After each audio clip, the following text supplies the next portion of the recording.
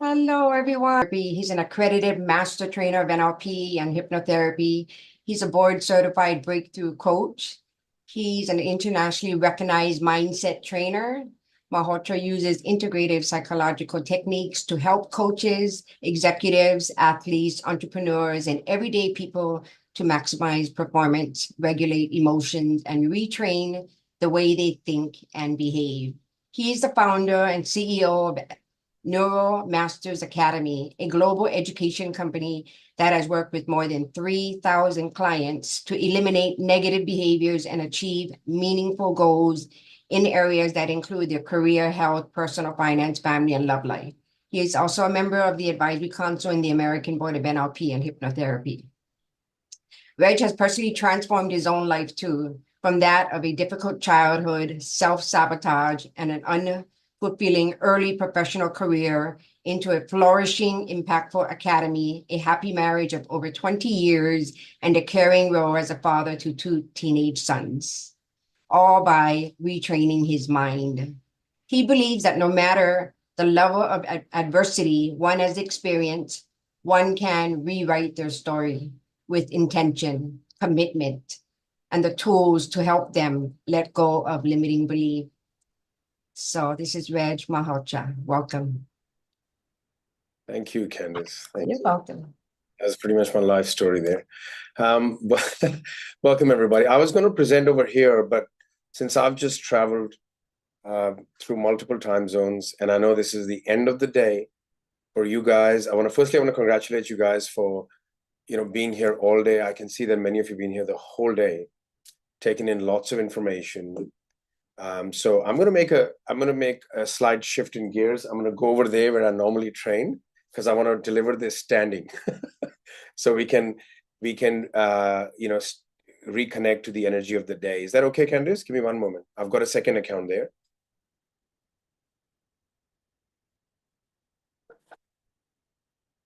So should I log out of this one?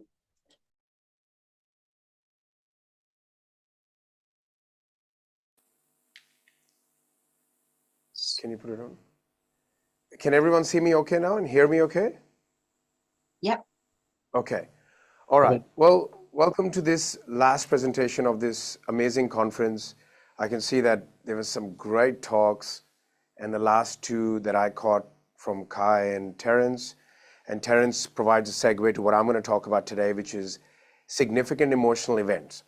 Now, how many people here have done timeline therapy or NLP or something, or are familiar with the term significant emotional events? Can I just see the raise of hands? Okay, that's great. So it has a generic meaning, significant emotional events, but it's also a technical term that we use in the industry. Now, I'm going to start by asking you a quick question. How many of you have used this phrase or had this phrase said to you, you only have one life? Who's ever used that? Hey, only got one life. Yeah, of course, it sounds true, right? What if I told you that's false? I want you to just sit with that for a moment here. What if I said to you that is completely false? You just heard a bit of my story there, a bit of ideas about me from Candice there earlier, and I can tell you I'm a living testament to the fact that I have lived multiple lives, and this is possible for anybody. We have one body, we have one vehicle, one vessel, but we can live a completely different life. In fact, I'll go as far as to say I could not recognize the Reg from 15 years ago, to the extent that if I met him, I would probably say hello. I'd probably say, that shallow talk, how are you doing? But we would have nothing in common. We would not neurologically understand each other. We would have a completely different way of looking at life. And I think to me, that means a new life. So I want to talk about significant emotional events, SEEs. This idea, this concept, this philosophy, if you will, I'll go as far as to say that, has completely changed my life. In fact, I have not gone a single day without contemplating, is this me or is this a significant emotional event from the past? This is a very, very important idea. So, who here is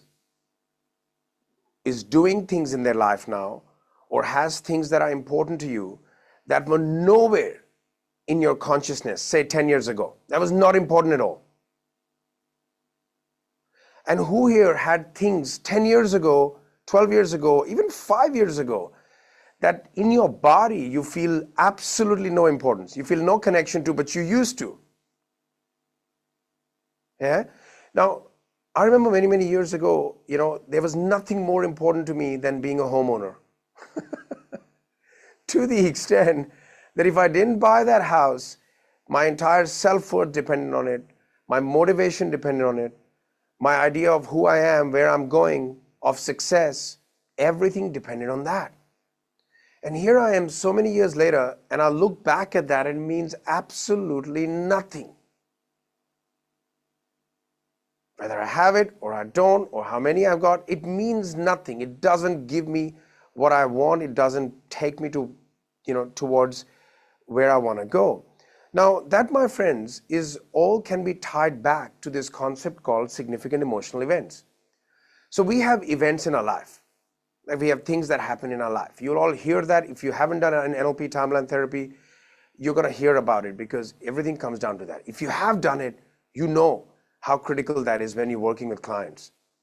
Because what a person is doing in their life right now, what's important to them, how they behave, how they make choices, what they fear, and what they are fearless about, literally has been formed due to significant emotional events. You see, these are events that when we think back of them, we can feel something in our body. Who can think of something from the past, who has, and then when you think of it, you feel some emotion in your body? Who's ever felt that? And I remember I used to talk about an event and I used to get tears in my eyes. And it was a way of me connecting with those people. But little did I realize that was the reason I was feeling stuck. That was the reason that even if I took 2 steps forward, I was going 4 steps back, because I was looking at life through the lens of these significant emotional events. I got so deeply entrenched in this idea after learning NLP, timeline therapy, and all this, that I started to evaluate my whole life. And I did the master's level breakthrough and all that sort of stuff. But I knew that if there was something I was doing or something I was not doing, there is some connection to some event from the past. Now, I know some of you may have done limiting decisions, and one of the most important questions you'll ever come across in your life, and you want to use all the time, starts with when. Who knows what that question is? It starts with when. Anyone have a shot? Yes. Of course, Adriana knows that. When did you decide that, right? When did you decide that? This question is life-changing, because when you say something about yourself, is it really true, or is it a result of a decision you made at an event? And you know what? I find it very interesting when people say, I am this, I am that, I am this, I am that, I am not this, I'm not that. The reality is, and you'll hear it from Adriana, you'll hear it from people in the industry, anything you can conceive you're more than that. What does that actually mean? It means that anything you're identifying with today is just a passing phase, or anything that you've been identifying with for a very long time is simply a result of significant emotional events. So you got to be fluid. You got to know that there is no such thing you can say this is it. In fact, we say in our academy, and something that I say all the time, and you may want to write this down, is stand for an. Stand for an. Because the moment you say I am this, you block out all other possibilities on the opposite side. And in reality, you could need the other side as well. If you're in business and if you think of yourself as an extrovert, I can tell you that you're going to have some issues. Because if you're in business, anybody in business here would agree that there is a level of introversion that's required. It just is. Now, you may have a meta program, which is an unconscious filter, that says you're an extrovert. Now, rather than saying I'm an extrovert, it would help you a lot for you to say I lean towards extroversion, and I know when to use introversion. Now, this idea has changed my life. And you can call it ambivert, Bhagesh. You can call it non-binary. I don't know. But in reality, nothing has helped me more than say, this is where I'm leaning towards. This is what I'm siding. This is what I'm thinking right now. However, I know there is the other side, because, what is the truth? Any truth can be questioned. For every one side, there is the other side. So I want to make this, I suppose, share this idea of significant emotional events with you in a metaphorical way. And I think even if you've been thinking about significant emotional events, this will give you a better picture. Can we have the slide on, please?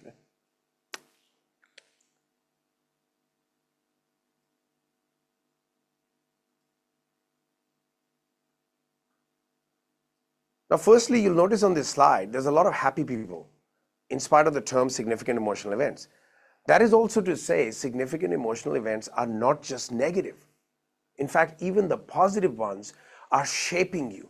You see, your entire setup, your constitution, things that bring you together in your neurology is a result of significant emotional events.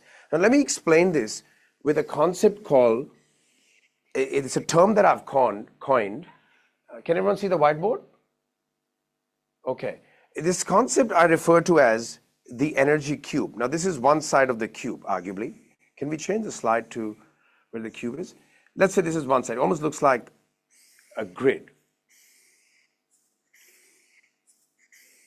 I'm not the perfect artist, so please excuse the non-perfectly linear presentation, but I hope you get the point. All right, so let's say we have in our nervous system, let's represent the energy in the form of a cube. This is one side of the cube, and that's one of the simplest way that I've found to be able to explain things that happen in our life. And we come here at the age of 0, let's say we 80 plus here, and although energy is infinite, energy simply changes form. The way I like to think of it is that there is a certain level of energy that is available in your nervous system at any given point in time. Okay? There's a certain amount of energy. Let's say each unit of energy is represented by one of these blocks in this whole grid. And we're going about our life, and something happens. At the age 3, something happens, somebody shouts, something as small as a friend hits you with a ball. It's significant. You feel a shock at the time. You could have a cocktail of emotions, anger, sadness, fear, all at the same time. But it's strong enough that there is a level of energy that's required to keep that event alive. Now, I said that. You see, these events, they are living. They are living creatures. Literally, they have a life, right? They have their energetic structures. Now, to keep that event alive, and you'll be surprised if you've been in this field, if you've trained people or if you've coached people, the amount of people who can recall an event at the age of 3 and feel anger at it. Oh, this kid, and in school, and he stole this thing, and even when they're talking about it, they're associated. Guys, that's not just them telling you a story. That's them living the story. And the only way they can live that story and the only way they can get associated is because there's a certain level of these mini cubes that are being utilized to keep the event alive. Now, let's say in this cube, then the person goes along, something happens at the age of 7, mom and dad have a big fight, dad yells really loud, and it's boom, it's an explosion. You're scared as a child, and you know that you can look back at that event and you feel that fear again. Again, depending on the intensity of the event, you could have a number of cubes allocated to keep the event alive. What time did we start? 10 minutes ago. Okay, and so think about this, right? And now we get on with our life, and then, here something else happens at school. Maybe the teacher, a class issue, a shame issue. Shame is a very big one for children. Those are the matters that people will take to the grave with them, will not tell anybody. Then say something happens here when they're a teenager. Teenage years are very interesting years. There could be matters that happen, girlfriend-boyfriend matters. There could be other kind of things that take up a lot of cubes. This is a normal human experience. This happens with everybody. Then someone goes over here and you know there's a job they take, or there's something else happens at home, some parent passes away, or even if a child gets a major sickness. I know in my family someone who spoke about a particular stomach disorder they got when they were a teenager, and every time they speak about it, they are back in that place. It is a huge story. It's not just a story, it is a huge story. They're super associated when they talk about it because they were in bed for a month. And so these kind of things can happen, right? And then let's say there's an issue at someone's job, bad boss. Then they get older, you know, there could be a financial matter. And did you really want me to start on marriage? Because I can. How many things can happen inside a marriage? Emotional abuse, mental abuse, physical abuse, cheating, children, and on and on and on and on. And I've had thousands of people when I've spoken about this. And here's the problem, right? And now one more thing. Let's move over to the 30s or the 40s. Now you have a thing like COVID that hits us. For a lot of people, that was a significant emotional event, right? People couldn't do the things they were used to doing. Like people, these things, they chew up energy, and they're all living creatures. And you tell me, how does a person create the future from this place? No, I'm serious about this, because this was me. No matter what I did, no matter how my income went up, no matter what happened in my life, I found a way to go back, because a lot of the energy was being utilized to, this is what my nervous system looked like. Can you believe it? This is how many white cubes are available. People say, I want to create a family, I want to create a business, I want to create joy, I want to create all these different things, I want to create a new product, new idea, whatever it is. People say, I want to write a book, and they'll sit on it for 10 years because there is no energy available. You need the energy of creativity. You see, creativity is a natural phenomena available to all humans. We are creative by nature. If anyone tells you you're not creative, or an artist or a musician is creative, they're bullshitting you. By default, we are here to create. There's no question in my mind about it. Just the fact that you can create a thought on demand deliberately right now makes you creative. Just the fact that you can think of something, an idea, and you can create it in your mind makes you creative. But you need energy for creation. Where is that energy? On the SEEs. This is what I've found after working with thousands of people, looking at my own life. And why I'm raising you here today in this conference is because, and you saw those two cubes there was a cube there with different events, and then there's a clean cube. Our job is to have our cube as clean as possible. That's the first point. Number two, if you're working with clients, you know, we have a term in this field, we call it presenting problem. Who knows why we call it a presenting problem? Why don't we just call it a problem?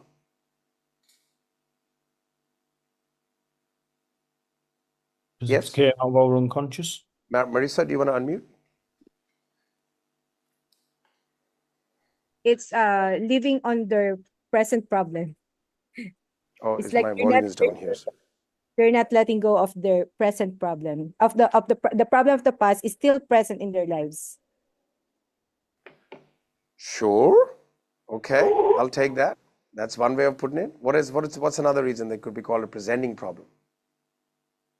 I think it's presenting because it's actually coming from the subconscious to the conscious, so it's obviously presented itself.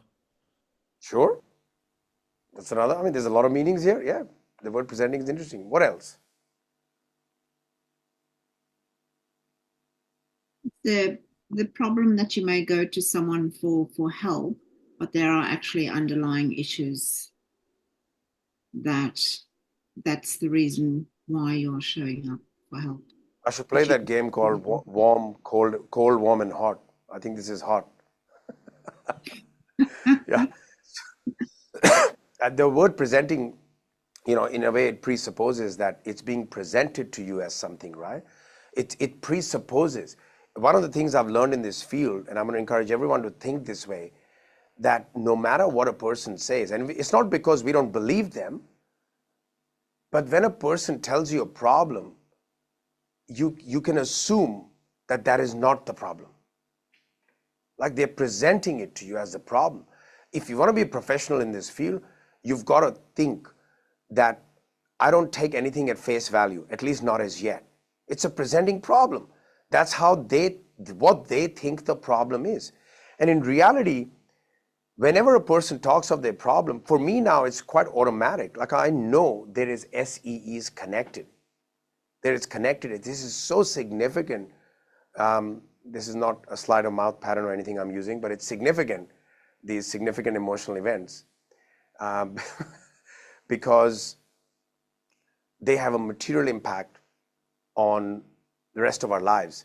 You know, there used to be a show in the late 90s or early 2000s. I don't know if anyone knows the name of the show. I'm going to talk about that for a moment. It was called The Third Rock from the Sun. Who's ever heard of that? I mean, that show was incredible. And here's the reason why I absolutely loved that show. Because one, it was very, very funny. But two, it always fascinated me, that whole concept that these bunch of aliens have come onto planet Earth. Okay? And actually, before putting on the human body, they're actually purple tubes. And their boss, the big giant head, has sent him to Earth. So for those who haven't watched it, listen very carefully. It's a very powerful concept.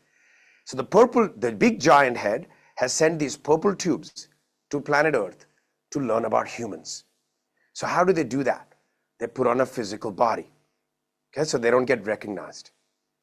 And now they start living amongst humans. So there is a man, an older man, a middle-aged female, a younger male in the 20s, and a teenage boy, little boy.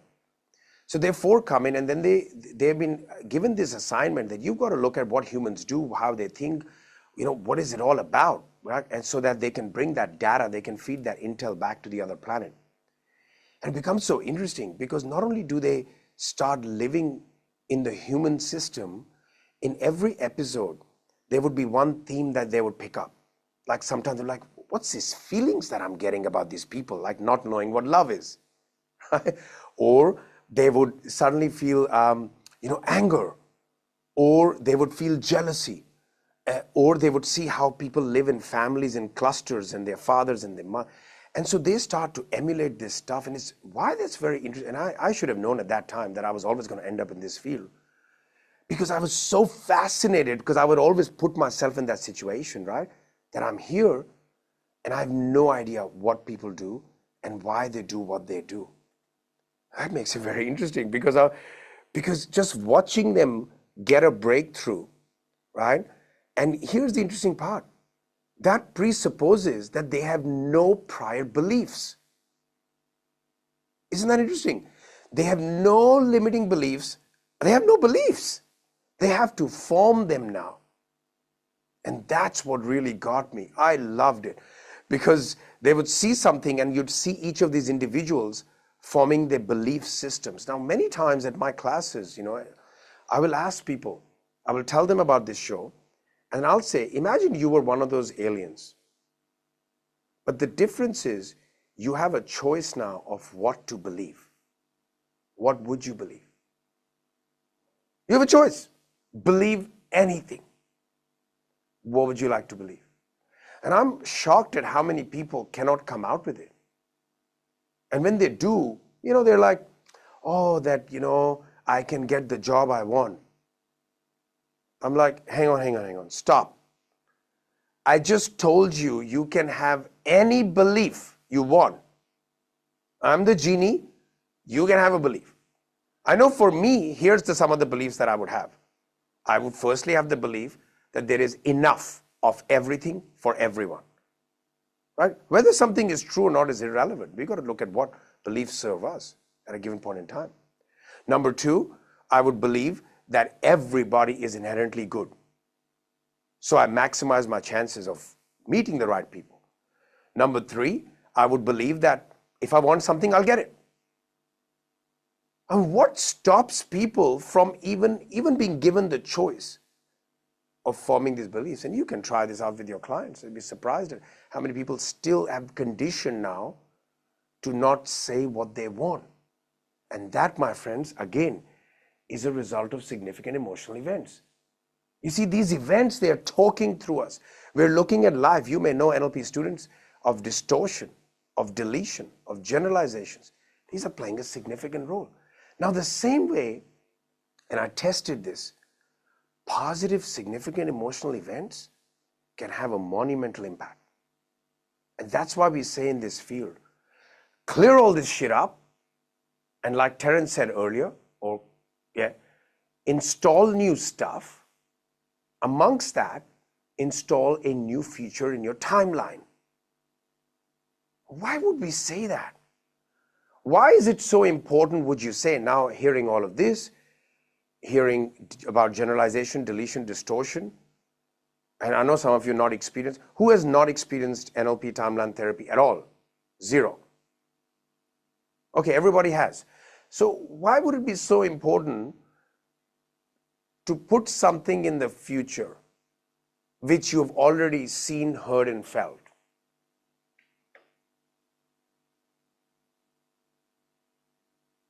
Who'd like to have a shot at that?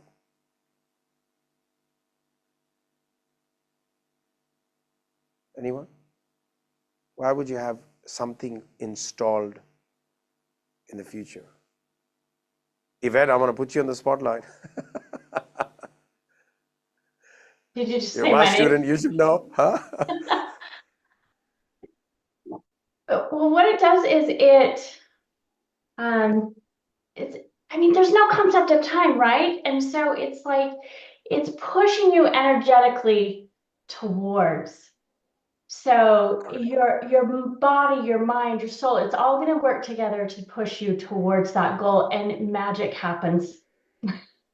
You do move towards it. That's definitely in the right direction. Well done, Yvette. Here's the thing. Your brain, your mind is going to rely on something. Normally, it's going back to the past. And if it finds significant emotional events in the past, it'll pick them because you have emotions on them. Now, learn the timeline therapy way of stepping into your body, right? What's the last thing that would have to happen for you to know you got a goal? And you want to dial that in. You want to feel it tremendously in your body. You want to feel those emotions because now you're creating a significant emotional event that has not occurred. Now imagine putting a whole series of them. Instead of going to the past, your brain has an option, right? Same thing. But the heavier this is, the more it's going to lean towards here. And we want to send it there. Let me give you another example. Just like you do, those who's done Masters of NLP here? Okay. So you guys know about value, my God, what was I going to say? Oh, completely left me, that's okay. I'll get on with what I was explaining. Just like values. You know how you can have values in different areas? You got to choose the context of values, right? Career, health, spirituality. Think of this energy cube also, which is a similar thing in every area. All right, so I'm going to draw another one here, and I'm going to use one that I've had to use a lot with people. And it's incredible, the stuff that comes out. And this is the area specifically about money. Very interesting, right? Very interesting when we go through it this way. Think about, let's call it the money energy cube. Now, think about in our life, right? Again, we come here at 0, and whatever the age, 80, 90 plus, whatever people live to, right? And that whole thing begins right off the bat, right off the start. Imagine you're 3 or 4 years old, and you see mom and dad fight over money. But you feel emotions in your body at the time. You heard it, you saw it, you felt it. Now, that's the first time there is a connection to money. Your money energy cube has now begun. Right? There is an energy available in your nervous system to go for money, to create money, to have a healthy relationship with money, to feel abundance, to be abundance. Now you're gone. Now, let's say at school, I know this happens. This might be my money energy cube. some kid knocked me over and stole my money. No, seriously. And I remember I was 20 something and I was talking about that little kid just knocked me down with a bat, stole my $10. I could never forget it. We love talking about these stories, don't we? We love talking about them. Look at a bastard, I'm going to kill him. Right? I'm talking about them when I'm 22. Give me a break. Right? Now, let's say something happens here and then you have a bad, one of your parents loses the job. Now you see your mom crying, right? That can happen. Or you see on the news that somebody says that, someone, I used to know this guy whose father was crying once and I heard about it, and the dad was Japanese, and I tell you, Japanese men don't cry, or it's a big thing if you cry. But his dad was crying because one of his clients shot himself because of not being able to pay a debt. When the little boy found out, he had a major SEE just finding out, watching his dad cry. What's the common theme? Money. It's money, right? So, you think about, and then there is something we desperately want and we can't have it, right? And that could have an emotional connection. Then we go to work and maybe the boss is really, really bad and really mean to us, right? What happens? The boss is where I get my money from.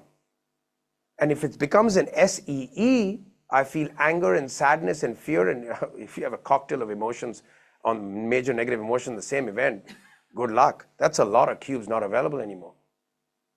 Right? Then what else can happen? Can you give me some examples? What else can happen? There could be job loss. There could be someone, stealing money. There could be a fight in the family because of money. There could be a law. I know in my family, there's a lawsuit going on for 20 years over tons of properties. I've seen that many people get cancer waiting for their payouts. Right? So this is what's happening. And people don't have any cubes available and they think they're going to make money. No, money also requires the energy of creation. You got all this negative stuff, all these significant emotional events. And same way I'm not going to do that here right now, but imagine relationships. That's a big one we see. That's massive. Massive. People have gone through multiple, sometimes relationships. There is trauma, there is abuse. It's full. And so they walk into another marriage carrying that whole full cube with them. Who knows what I'm talking about here? We've got to know this. When clients come to us, they can't do, of course, you got to use all your tools and kits, but you got to know what you're actually doing here. Can I have the slide here? One more thing I want to mention, how important it is that you understand the importance of SEEs and also the importance of how you can change your identity, how you can live multiple lives within the same life is by understanding. And by the way, SEEs occur, I know I've had SEEs occur in my business. The difference now is I'm aware and I'm looking at my behaviors and my actions and my results and I'm like, holy cow, I just had an SEE 6 months ago. That was an SEE. That's completely impacted the outcomes in the business. And so like Terence mentioned earlier, we use a limiting decision process, parts integration, negative emotions, they don't really matter. First point is, are you even aware SEEs that are occurring? Some things may not look like SEEs immediately, but I can tell you some of those things are SEEs. So these tools are not for us to do one breakthrough and we are done. These are tools. We have to be aware what just happened in my life. Is that an SEE? Did I just develop parts? When did I decide that? This is absolutely magical if you can use it this way in any area of your life. And it all comes back down to understanding when you're experiencing SEE, looking below the language of a client. Can we go to the next slide? There you go. That's the, SEEs again being explained. To me, that's become very simple because I know, if there is not a lot of cubes available, I have 99% accuracy where I've seen a person's life results are not matching if the cubes are not available. Because remember, this whole game is about creation. The whole game is about creation. We need energy to create. And that energy, we need energy. Energy comes from neurology and psychology. We're going to tap into it from a nervous system. Even motivation is a form of energy, right? I know in NLP, a lot of times we talk about away from, towards. It's all related. It's all related. It's not moving the thing. No, I added another slide. There's another slide I added. Here. So here's what SEEs can affect. Here's what I've found. People with tremendous amount of SEEs, after a 10-minute conversation, I'm already aware that the work they are doing is a result of the SEEs. Can you believe it? It's crystal clear. Their relationship behaviors, result of SEEs. Now, for those who've done NLP, your representation systems are a result of SEEs. How do I know? I've tested the hell out of this. I have people in my own team who have gone from kinesthetic to auditory digital, who've gone from auditory digital to something else, directly as a result of an SEE. And it happened quite rapidly, by the way. Imagine with this awareness how you can utilize your awareness of your SEEs to create inside of you what you need to move towards your goals. Your values will change during SEEs. Whose values changed during COVID? Whose values do you think changed? Absolutely. That's a significant emotional event for a lot of people. The hierarchy of values change, right? Values levels, for those who've done masters, you know, your evolution through your values levels is impacted by SEEs. Because what is values levels representing? It's representing an emotional, my interpretation, Adriana, I'm sorry if it's not exactly per you, but I'm sure we are aligned in that to some level, is I believe a values level is representing an emotional response system. You see, people in level 4, for example, have similar emotional responses to very similar type of events. So there is a direct connection with the kinds of SEEs, the quantity of SEEs, the cubes that are available to what value level you're in and how long it'll take you to progress out of it. Your meta programs. Do you like working with people or systems? I can tell you that's a result of an SEE. How many convincers you need? That's a result of an SEE. Are you an introvert or extrovert? Are you a judger? I can even prove to you that if you're a judger, it's a result of an SEE. No, you're not born a judger. I don't believe so. Right? So an SEE of a positive nature could throw you from perceiver to judger or judger to perceiver or sensor to intuitor. Like, are you more associated or dissociated more of the time? SEEs, my friends. Your ability to change and adapt and your ability, your desire to pursue goals, SEEs. Because there's something that's happened in the past that is determining how you're moving towards your goals. So my message here is not only do the cleanup, use the tools, but become, it's like a car. You don't buy a car and then do this once a year's, one in 10 year service. No, you don't. You got to do maintenance. Every year we could collect SEEs. This is the superpower we have access to now. I do this. I'm evaluating on December 30th. How many SEEs did I have this year? Right? Health, that goes without saying. I tapped on Terence's point earlier. Your self-talk quality, the quality of your self-talk is determined by your energy cube and the SEE parts. Even learning styles. You may remember from masters, why, what, how, what if. Even that is determined by SEEs. Your SEEs, if cleared, if resolved, if learnings are got, can actually change your learning style. I've seen examples of that. And someone asked earlier in the last session or mentioned about stillness and focus. Well, I added that point right at the end. I can tell you a person's ability to stay concentrated on one pursuit, be focused, be still. You can teach them all the practices, but if the SEEs are alive and living, that also has an impact on that. Focus is one of the most rare and one of the most in-demand qualities that will be required in the next decades to come. And I'm telling you, that's dwindling by the day. This is the TikTok generation, and focus. If someone can focus, they will demand the most income, right? They will be most sought after. Because the ability to sit down with a book and finish it, the ability to think through and reflect, the ability to sit there and concentrate on one activity is completely getting rewired in front of our eyes. And so that cream will come to the top. You watch. Those people who have developed focus, they will be unmissable. It's too easy to win now, my friends. That's how I feel. It's the easiest it's ever been. Ever. Question is, are you going to use those tools? Are you going to understand that you are not your behaviors? Are you going to understand that your clients are not their behaviors? Can you intuitively have an idea that what SEEs could be at play? Right?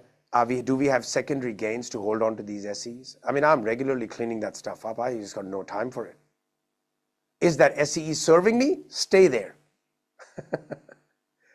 But is that, yeah, I can stay there for sure. And I'm creating positive SEEs as much as possible so that to stack on top of the negative so that my brain can rely upon them. How are we doing with time, Candice? I didn't rehearse. I'm sorry. I just got into the country a day ago. What's that? 15 more minutes? minutes. We 15. got 15 more minutes? Yeah. Okay. So what I'm going to do is, I'm going to talk about SEEs slightly differently now. You see, SEEs, the significant emotional events, I'm going to say this. People say that your personality is formed by the age of 7 or 8. Who's ever heard that? Psychologists say that. I think Massey has alluded to that. And there's a lot of ideas that say that who you are is where you were as a child. And that has some legitimacy to it. Of course, NLP and hypnosis proves it otherwise. And this directly connects to personality. I spoke at the start of this session about people say you have one life. I mean, I completely beg to differ. Here's the thing. Here's what I recommend. The person who got you where you are is not the person who's going to get you to where you want to go. And one of the ideas that I've played with, flirted with, is creating a character. Okay? You want to be the CEO of you. That allows you a level of dissociation. And you say, what is the character that I can design, that I can create? What qualities, attributes, beliefs, values, metaprograms this character should have? And then you want to be the director of this character. And one of the ways you need to do that is to identify how many SEEs what are the most significant events in your life? What are the most significant events in your life? Because they're shaping you. People say it's culture, people say it's family, people say it's media. Sure, those things play a role. But I think the most intimate role is played by SEEs. So one of the tasks you want to do after this conference is identify what are the key events where you felt strong emotions. Now, as you're thinking through that, if you're NLP trained, then you know how to dissociate so you don't get in a negative state. Identify these key significant emotional events. Note them down, right? Whether they happen, just get an idea of what those events are. And then decide, are these events, have they had an impact on who you are today? Sure, you may have done it in the breakthrough process, but I want you to sort of do that again and make sure nothing is left out. Have these events determined how you identify with yourself? What is your identity? Who are you? Who are you without all those significant emotional events? What would happen if you were one of those characters in Third Rock from the sun and you had to come to the planet, put on the human suit, and decide to adopt new ways of thinking, new ways of living? I think that is a great metaphor for life. It's a great metaphor for you to step into that identity of somebody who has no idea,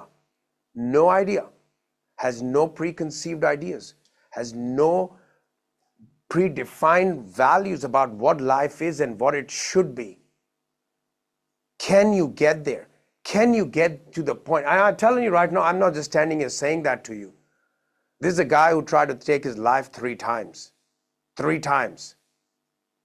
And the only thing that got me through, saved me, was these tools, these gifts and my intention at some point to let go, to undo, to actually arrive at the point that I am a absolute blank canvas. I know it sounds hard, it ain't that hard. Who are you? What are you deciding? What is your intention? Who can you be? If nobody else's voices was in your head, who would you be? What would you look for? And none of that is actually possible until you look at the tiger in the eyes, which is your history, your significant emotional events, asking yourself throughout, what decisions did I make? Are those decisions still playing? This is the thinking you need to have when you meet your clients, whether you're doing hypnosis, whether you're doing timeline therapy. You need to ask yourself through conversation, you will not miss it. What is the story of the person? Where have they been? What are the possible ideas, limitations, and identifications this person has left? I think one of the greatest things you can think about is identity. You see, the greatest force in the human psyche is the desire to remain consistent with one's identity. What is your identity? Second task I would give you that you should do that after this conference is write down every single thing you identify as. What are you? A mom, a woman, a carer, a nurse, a nice person, a people person, a technology person, no matter how small. Notice, write down all the identifications. That's another way you'll be able to figure out. If you're really going to do a cleanup, if you're really going to go down to scratch, then that's one of the, who are you? And notice how many of those are just functions. How many of those functions? I would argue all of them. And what have those identifications stopped you from? What have they limited you from? What would happen if you were to add identifications of your choice? You see, people say, who am I? I think that's a wrong question. You need to add one word to the end of that. Who am I? Anyone's guess? Becoming. That one word completely changes the meaning 360. Because who am I has got me to where I am. And just asking yourself this question, who am I becoming, opens up a world to you. Because who you are becoming is not your cube. What questions do you have? I have a question. Yes. I was the one talking about stillness, and I have a question related to that. Okay. Yes. Ma'am. If I say, you're saying that it's good to identify who we are now. But from my point of view, I believe focusing on what we already are is getting us back to strengthen the wires that are related to it. From my point of view, I believe that finding a life purpose, finding our true joy, getting involved in it will help us have this auto fuel. So the motivation that we need, the reinforcement that we need to get up and become a better version of ourselves will be installed subconsciously without any effort. Because once you're engaged into something you really love, you're passionate about, you're fueling up without even recognizing, without even putting any efforts. And subconsciously, when you have to do something, knowing that you have to put a lot of effort to change, there's going to be resistance. Sure. I don't know if you agree with me. Well, I agree with you because the principle that I'm hearing is very similar to the point I've ended up with, which is let's focus on where I'm going. Let's focus on my purpose, right? Who am I becoming? Sure. The reality, my question was, should we focus on identifying what are we now? Or should we directly focus on what do we want to become? So let all this energy be poured into the new me, the one that I want to become. That's my question. Yeah, I get the question. Should we focus? The question is, should we focus on, what's my identity is? Because it appears what you're suggesting is then we're reinforcing who we've been instead of where we want to go. And that's Yeah. fine. Principally, that's a sound thing you're saying. But in reality, we're in a field of unconscious mind. This is a school of the unconscious mind. We're in the field of determining what is lurking in the subconscious. And sure, there is some truth to you going and spending time on it, spending energy on it. However, what you don't know is that you may want to focus on where you're going. Like I said, I was always taking 2 steps forwards and then I've ended up back in the same position. This happened with money, this happened with everything. Because the unconscious forces are way more powerful, and you're not doing that identification to stay there. You're actually doing it with a very specific purpose, to become clear. This is what I've been identifying with. This is no longer serving me. This is where it's got me. And you can, as an exercise, you can write down what you'd rather be instead. So I don't see a problem in figuring out. I don't like to put a blind eye on where I've been. But like you said, your intention already is, you're already aware enough, awakened enough to know that that's not where I want to be. But there are some people who would go ahead and talk about who they are and who they've been, but not have the tools or this awareness that you have to then focus on where they're going. Does that help? And then as you go, you will realize more underlying problems as you go. So whenever a situation happens, it will trigger something in you that Absolutely. you're not aware of. I mean, So here I comes the spoke shadow work. I spoke about the point of maintenance. I do this at the end of every year. Yeah. I don't get stuck where I was. I say, who do I All right, identify as perfect. now? Another, sorry, I'm asking a lot, but because I face these issues and I want to get your insights. Another question is when you're dealing with a person that has a secondary benefit, but at the same time, he wants to quit something. And you use different methods. You use the timeline, you use anchoring to change a certain behavior, you use several approaches, but still the cycle remains. So in this case, what do you recommend doing? They want to change, but subconsciously they don't. Yeah, it's controversial. I think secondary gain is a very interesting topic. If they have a secondary gain, and are they aware of it? Yeah, I faced someone who has a secondary gain, and he insisted he wanted to quit something. But every time he did something like the timeline therapy, the chains, the anchoring, it came back to the same place. It won't. It won't work. It won't work.